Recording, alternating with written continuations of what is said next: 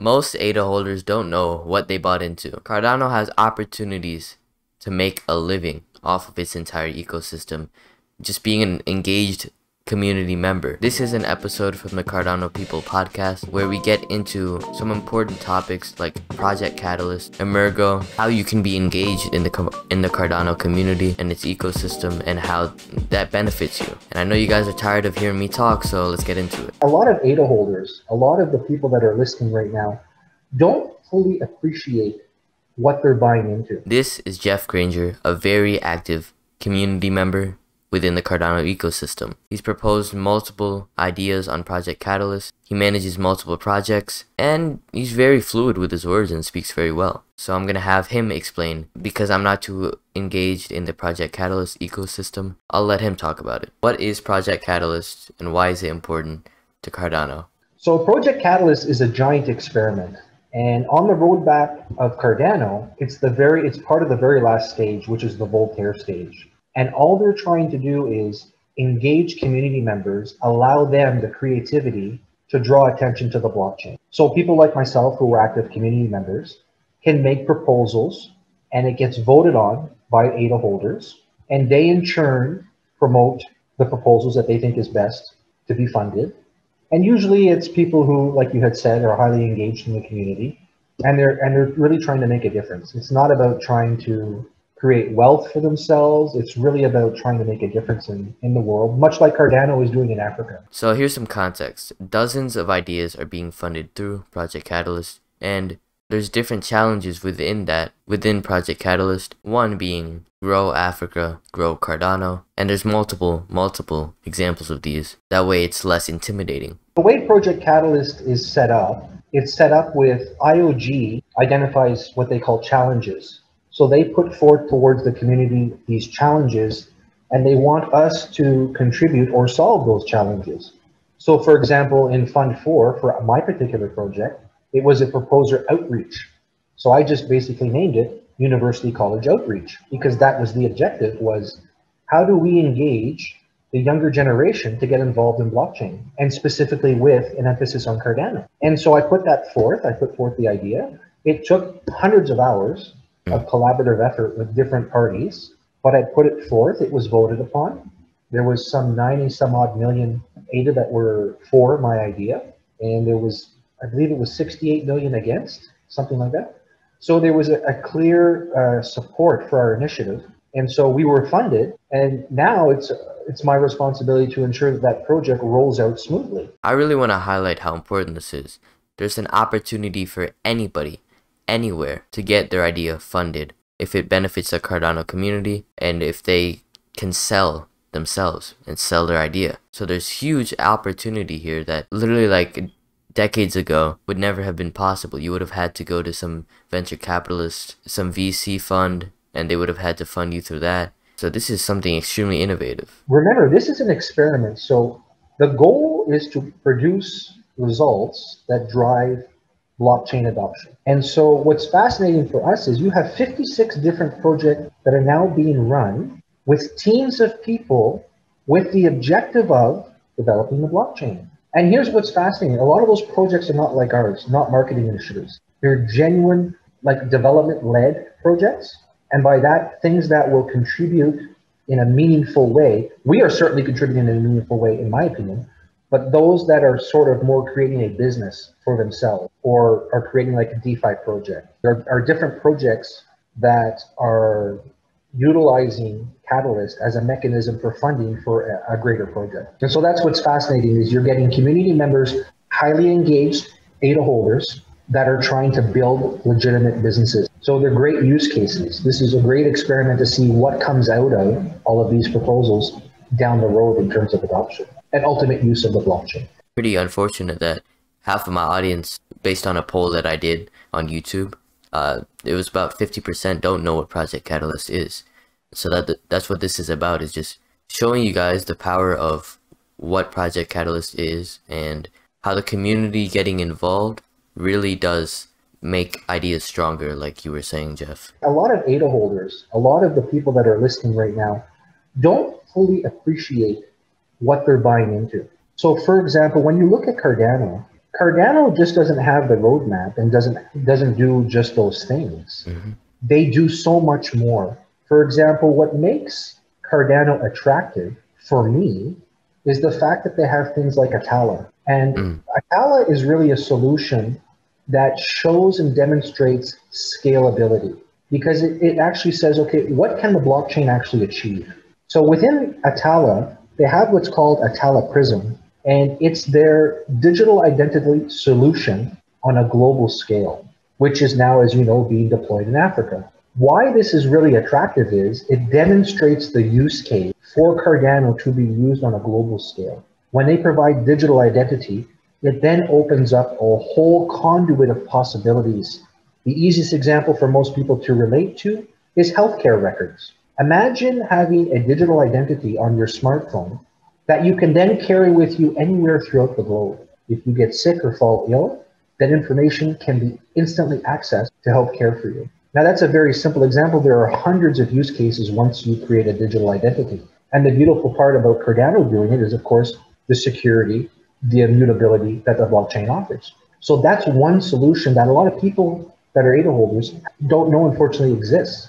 Another one is they have Atala Scan and Atala Trace. Both are solutions for different purposes, but they also demonstrate scalability. They justify my particular investment in Cardano, but they further enhance the worldwide opportunities that exist. And so this is why I love Cardano. Now, they also were really brilliant, in my opinion, that they created Cardano Foundation and Emergo, two other organizations, unfortunately, that many ADA holders aren't aware of. People don't know that in the case of Emergo, that they're the for-profit arm of Cardano. So their job is to interact with big business. And a lot of people didn't know that. They know that they exist.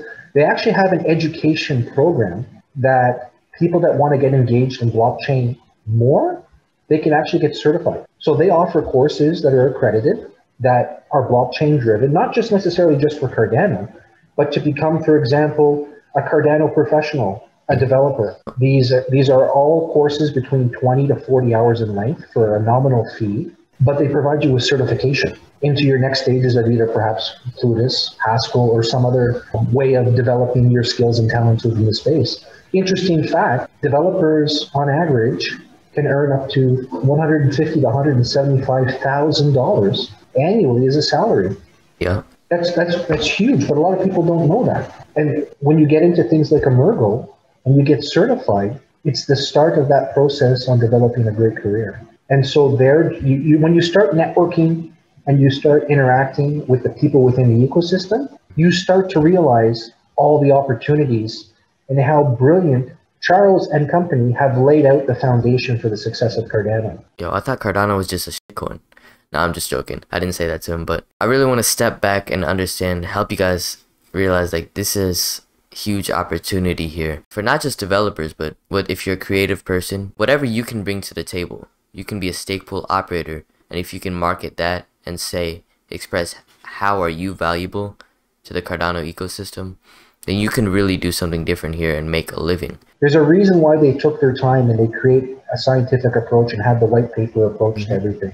It creates a system that is scalable. Like everything that they do with respect to Cardano Foundation and Emergo is scalable. And so by being a patient person, you start to appreciate, okay, there's a reason why all of this is happening, the way that it's happening. Just like when they deployed into Africa, it was a brilliant idea. I think you just knocked it out of the park there. A lot of people just, with their perception, very short-minded thinking, which is fine. Like, we all want to make money. We all want to get into the ecosystem and get into buying a cryptocurrency. And then looking past that, the multiple opportunities of, like you said, through connections and interactions within the Cardano ecosystem, being able to connect with people and potentially, let's say, for example, touching back to Emergo, getting certifications there, and then developing on a project through Project Catalyst, and you could have an entire career based on Cardano, which is crazy in my opinion. It's wild. It's really exciting times. And when you take a look, Benjamin, at things like Cardano Foundation, and you and I were discussing it earlier about the ambassador program. So people like yourself who are content creators are incentivized by Cardano Foundation up to $300 a month a content creator can earn on top of the other incentives that you receive through YouTube or other channels or mechanisms. Cardano Foundation has a wonderful opportunity there for people that may not realize, hey, these actual systems exist. And so I would encourage the people that are listening and watching to investigate things like Cardano Foundation, Google Emergo. Just get yourself informed on more than just being an ADA holder. You could be a stake pool operator. There are so many different opportunities within the space other than just simply buying the token. There are so many projects like myself that were funded that require talent. You may not be a developer, but you can engage perhaps as an intern, paid or unpaid. There are always opportunities for people to network and develop themselves. And especially during times like COVID, we sometimes get isolated and we cocoon, and we don't take advantage of the fact that there are these wonderful projects that exist and that they need people. And that's the goal at the end of the day of Cardano Outreach. It's to spend time with students, educating them on the possibilities that exist within the ecosystem. You read my mind about COVID. I think times like that really showed us, yes, people are being moved away from the in-person work, but there's so much opportunity when it comes to what we have with the computer and things online. And Cardano is a huge ecosystem example of that. Yeah, like when I was growing up, I was a bag boy at a grocery store. Those positions no longer exist. So the reality today is most of your generation will go through 5 or 7 jobs or careers, whereas my generation had one career. So you have to, at the end of the day, create your own opportunities. And so you have to harness when new innovation occurs, like Cardano, like blockchain. These are opportunities for you to create your own employment, your own business opportunities. In my opinion, Cardano is an experiment of itself. What other organization do we know of that has 100% remote workers? But Cardano. This is the beauty of what we're involved in. It's innovation at its finest. I look at it as an honor and a privilege to be not only funded, but to be involved. And I personally am offering support to anybody who's listening. If they want to get involved in Project Catalyst, I will happily assist them through that process. That's another objective of Cardano Outreach, is to help those that want to propose actually get funded.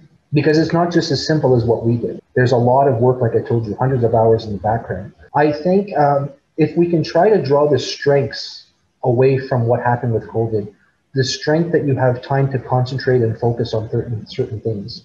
So you may not be able to go out every day and socialize the way that you used to, but you can take advantage of it to learn. You can take advantage of it to develop your own skills, to look at what can I do to better myself.